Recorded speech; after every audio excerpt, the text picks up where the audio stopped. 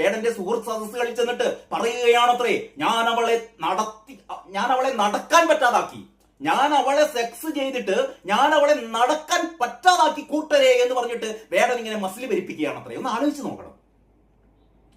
ആ പെൺകുട്ടി പറയുന്നു വേടന് തന്നോട് ദേഷ്യം തോന്നാൻ കാരണം എന്താണെന്ന് അറിയോ? അതായത് വേടൻ തന്റെ സ്വന്തം അമ്മയെ കുറിച്ച് വളരെ മോശമായ രീതിയിൽ സംസാരിച്ചപ്പോഴാണ് ആ പെൺകുട്ടി പറഞ്ഞതത്രേ, അങ്ങനെയൊന്നും പറയാൻ പാടില്ല, അമ്മമാരെ കുറിച്ച് അങ്ങനെ പറയാൻ പാടില്ല, അവരുടെ ഭാഗത്ത് നിന്ന് ചിന്തിച്ചു നോക്കൂ, അപ്പോൾ അവരുടെ ശരികൾ അറിയാം എന്ന് പറഞ്ഞപ്പോൾ ആണ് വേടൻ ദേഷ്യത്തോടെ ആ പെൺകുട്ടിയെ കടന്നു പിടിക്കുകയും വീണ്ടും ആക്രമിക്കുകയും ലൈംഗികരമായി അവളെ വീണ്ടും ഉപയോഗിക്കുകയും ചെയ്തുകൊണ്ട് അവളുടെ ശരീരത്തെ പിച്ചി ചീന്തിയത് വേടൻ.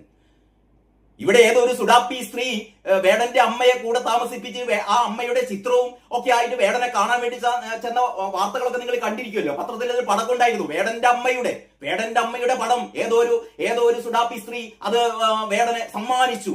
ഭയങ്കര സംഭവമായിരുന്നു. വേടന്റെ അമ്മയെ മരിച്ചുപോയ വേടന്റെ അമ്മയെ വേടന് സമ്മാനിച്ചിരിക്കുന്നു.